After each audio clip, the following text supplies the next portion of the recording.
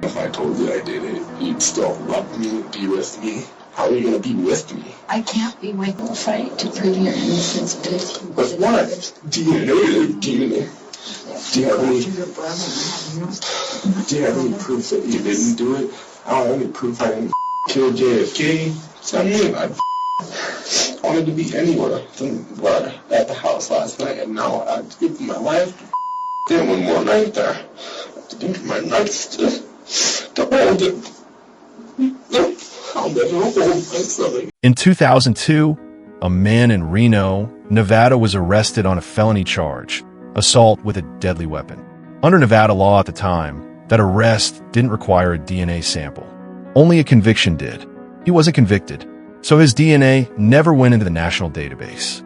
6 years later, that same man's DNA would be found at 3 crime scenes in the same city, including the murder of a 19-year-old college student named Brianna Denison.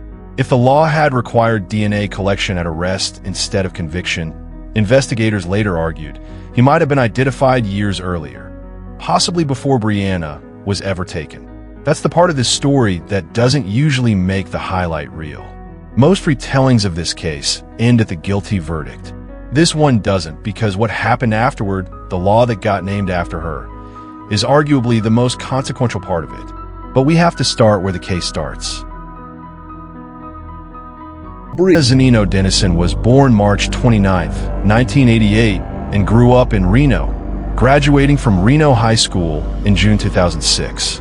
By January 2008, she was a sophomore studying psychology at Santa Barbara City College in California, home in Reno for winter break to see old friends.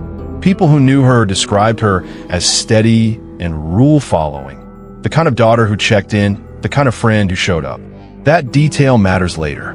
When her mother, Bridget Denison, first heard something was wrong, her instinct wasn't "she's probably fine." It was the opposite, immediately, because Brianna wasn't the type to go quiet.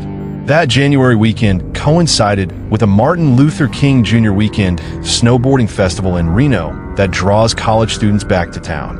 Brianna had been before. It was a homecoming of sorts, not a night out with strangers.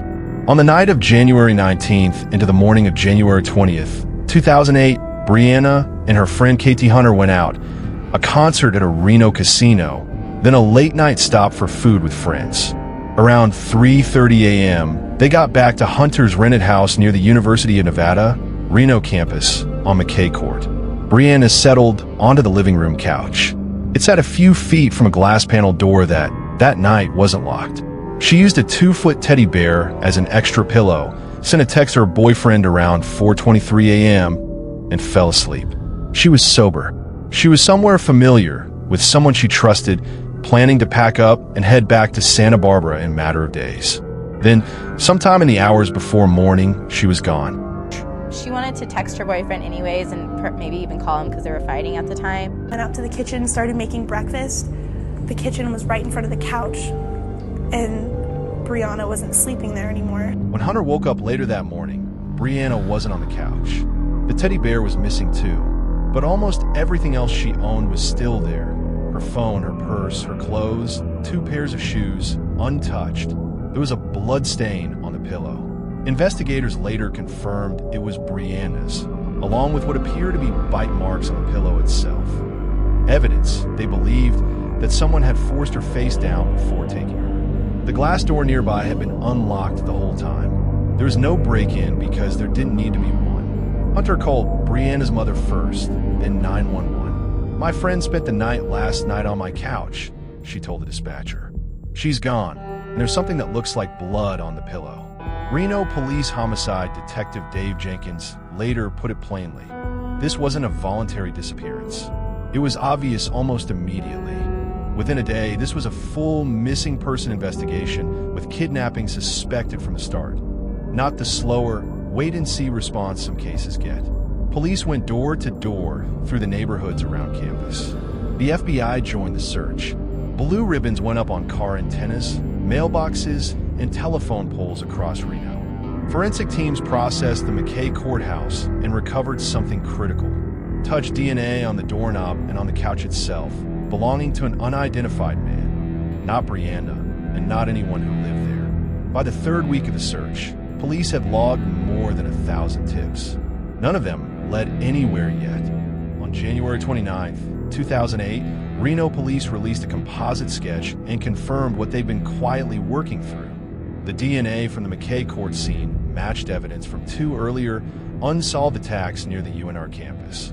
One on November 13, 2007, and another on December 16, 2007. Investigators would later connect a third assault in October 2007, involving a foreign exchange student attack in a campus parking garage. Reno Police Deputy Chief Jim Johns didn't soften it for reporters. I would say this is a serial rapist. The totality of the information in this case leads us to believe it is a sexually motivated crime. This wasn't one crime anymore.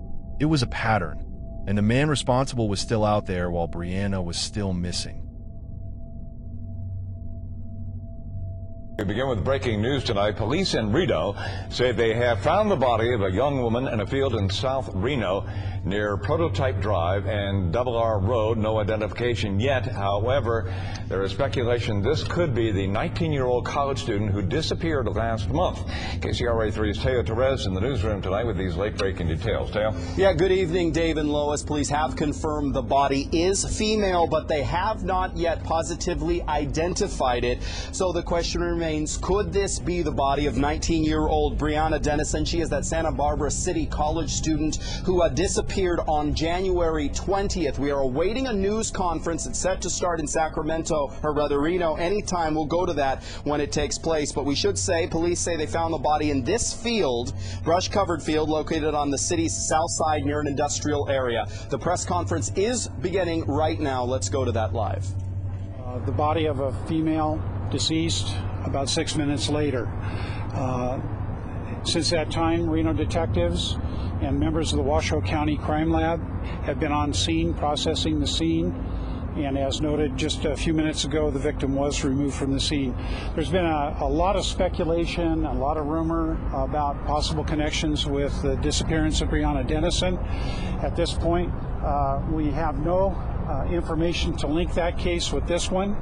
We won't have a positive identification on this victim until the autopsy is conducted, which we anticipate will probably be tomorrow.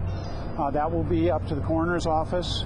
But again, until we have a positive identification, we simply do not know who this victim is. Steve, is it because of the possible connection with Brianna Denison that there is such a huge showing of law enforcement today? You know, we've had a tremendous response to this area, but obviously one of the reasons that we need so many officers in this area is we have a very large crime scene. The body was discovered in an undeveloped open field. It's about a 2 to 5 acre crime scene out here. It requires a lot of officers to maintain the security of that crime scene. It takes a lot of officers to process a crime scene. At this point, we are obviously investigating it as a crime scene, but we simply won't know until the autopsy is conducted whether or not this was a case of natural causes, foul play, or an accident. On February 15, 2008, a man named Albert Jimenez was walking back from his lunch break near a Reno business park when he noticed something orange among a pile of discarded tree limbs in a ditch. It turned out to be a pair of socks attached to a body.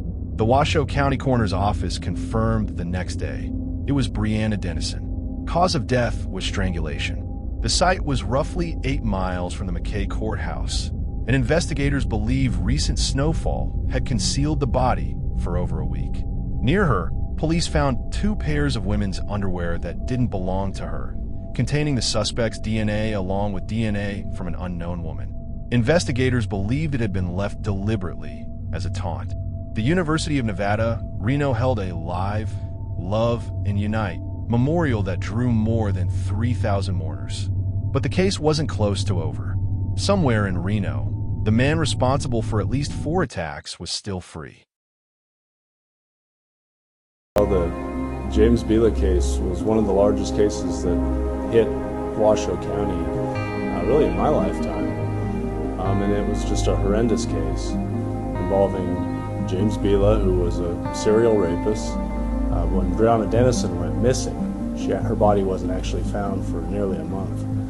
And that really gripped the whole community. Everybody was touched by it. A tremendous amount of volunteers were involved in it. There were ribbons, blue ribbons, in honor of Brianna Denison and her search all over town. So people were living this case. You know, being able to try that case here in my hometown, and in a scenario where it really felt like the whole community was sitting with me and my co-counsel, Elliot Sattler.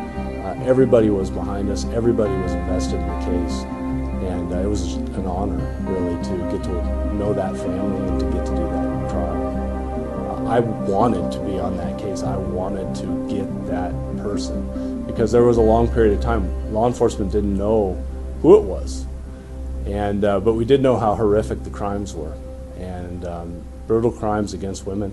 I wanted in on it, and I was lucky enough to get that opportunity. You know, having tried the case, having dealt with the appeal, knowing the overwhelming amount of evidence, it's aggravating to see that we're still here, and we will be for years to come. But most importantly, it's devastating to the victims and their family members. I naturally would expect him to file these motions and these remedies because he's on death row. The break didn't come from a lab. It came from a tip.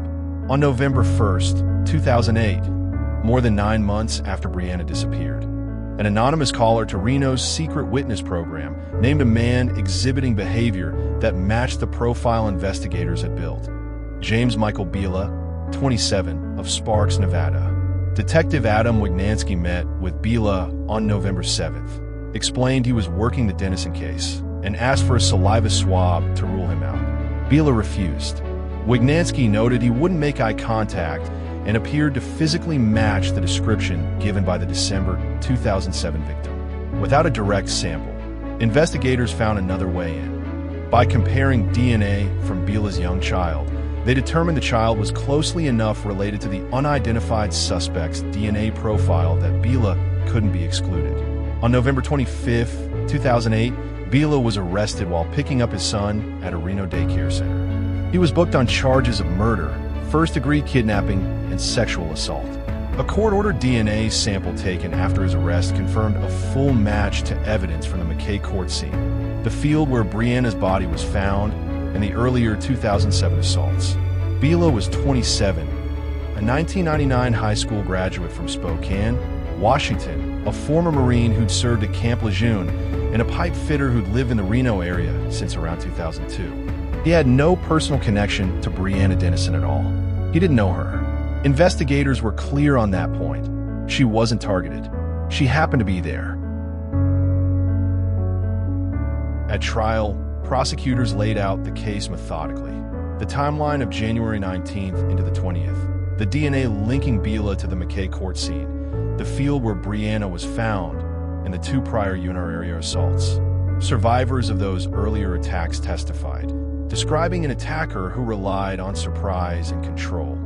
Testimony that lined up with the physical evidence rather than standing apart from it. The defense pushed back on elements of the DNA and forensic timeline, but with a direct match across multiple crime scenes, there wasn't much room left for an alternate explanation. James Biela was convicted of first-degree murder, kidnapping, and sexual assault. Along with the earlier campus assaults, he was tied to by DNA and was sentenced to death in 2010. For Brianna's family, it was accountability. It wasn't closure. Those aren't the same thing, and nothing about a verdict changes that. Here's where this case, the something most true crime coverage skips past. Brianna's mother, Bridget Zanino Denison, became one of the most visible advocates in Nevada for a specific, narrow legislative fix, requiring DNA collection at the point of felony arrest, not conviction. Her argument, repeated in testimony before Nevada's legislature, was direct. Biela had been arrested for a felony bag in 2002. Under the law at the time, that arrest alone didn't trigger DNA collection. If it had, his profile would have been sitting in the Cody's database years before Brianna disappeared, and investigators believe it likely would have flagged him after the November or December 2007 assaults, before he ever got near that couch on McKay Court. Washoe County Deputy District Attorney Christopher Hicks put it to lawmakers this way: "We knew we had a serial rapist. We knew we had a murderer. We knew what he looked like, what he drove. We knew what his DNA looked like. We just didn't know who it belonged to." Senate Bill 243, known publicly as Brianna's Law, passed the Nevada Senate unanimously in April 2013 and was signed by Governor Brian Sandoval. It took effect in July 2014, requiring a DNA sample from anyone arrested on a felony charge in Nevada, with that profile checked against a national database for connections to unsolved cases. That's the actual legacy of this case. Not just a conviction, but a rule change built specifically to close the gap that let a known DNA-linked serial offender stay unidentified for the better part of the year. I opened this episode with a number, so I'll close with 1-2. As of the mid-2010s, Brianna's Law had already resulted in DNA collection from tens of thousands of felony arrestees in Nevada, checked automatically against unsolved case evidence. We don't get a clean count of how many of those matches matter the way this one would have. That's the nature of prevention. It doesn't announce itself. What we do know is that Brianna Denison did everything the popular safety narrative tells you to do. She was home. She was with people she knew. She was sober. None of it mattered, because the gap that let this happen wasn't in her judgment. It was in a database. Her family spent years turning that into the one thing that might actually prevent it from happening to someone else. Thanks for watching. If you found this episode's approach useful, cases explained through what changed afterward, not just what happened. Subscribe and let me know in the comments which case you'd want covered the same way.